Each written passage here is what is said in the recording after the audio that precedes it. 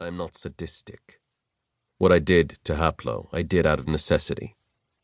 I took no pleasure in the doing. Spare the rod and spoil the child. An old Mensch proverb. Haplo, believe me when I say I grieve for you this night. But it was for your own good, my son. Your own good. Chapter 1. The Nexus.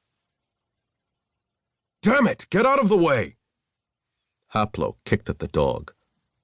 The animal cringed, slunk away, and endeavored to lose itself in the shadows of the hold, hide until its master's bad mood passed.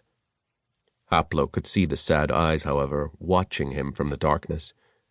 He felt guilty, remorseful, and that merely increased his irritation and anger. He glared at the animal, glared at the confusion in the hold. Chests and casks and boxes, coils of rope, and barrels had been tossed in hurriedly, to stand where they landed. It looked like a rat's nest, but Haplo dared not take time to rearrange them, stack them neatly, stow them away securely, as he had always done before. He was in haste, desperate to leave the Nexus before his lord caught him. Haplo stared at the mess, ill at ease, his hands itching to sort it out. Turning on his heel, he stalked off, heading back to the bridge. The dog rose silently, padded soft-footed after him. Alfred. He flung the word at the dog. It's all Alfred's fault.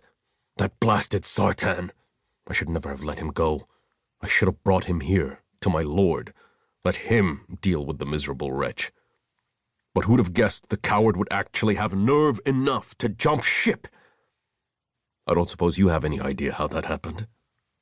Haplo stopped, glowered suspiciously at the dog. The animal sat back, tilted its head, regarded him with bland innocence, though its tail wagged cheerfully at the sound of Alfred's name. Grunting, Haplo continued on his way, casting cursory glances to the left and right. He saw, with relief, that his vessel had sustained no lasting damage. The magic of the runes covering the hull had done its job, kept the dragon wings safe from the fiery environment of Abarak and the lethal spells cast by the Lazar, the terrible necromancers of Abarak, the realm of fire, whose living souls are trapped in dead bodies, in their efforts to hijack it. He had only recently come through Death's Gate, and knew that he should not be going back this quickly. He had lost consciousness on the journey from Abarak. No, lost wasn't quite the correct term. He'd deliberately cast it aside. The resultant undreaming sleep had restored him completely to health, healed the arrow wound he'd taken in the thigh, removed the last vestiges of the poison given him by the ruler of Cairn Necros.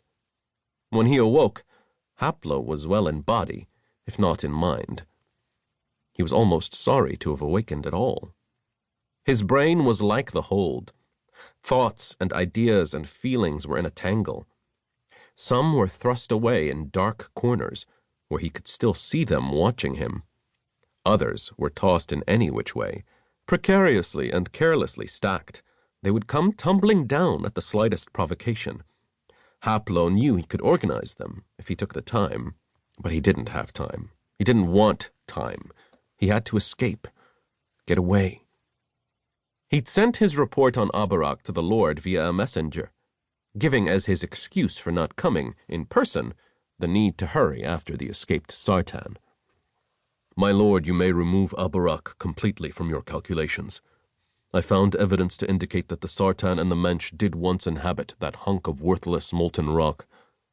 The climate undoubtedly proved too harsh for even their powerful magic to sustain them. They apparently tried to contact the other worlds, but their attempts ended in failure. Their cities have now become their tombs. Abarak is a dead world. The report was true. Haplo had said nothing false about Abarak, but its truth was polished veneer, covering rotten wood beneath. Haplo was almost certain his lord would know his servant had lied. The lord of the Nexus had a way of knowing everything that went on in a man's head and his heart. The lord of the Nexus was the one person Haplo respected and admired, the one person Haplo feared.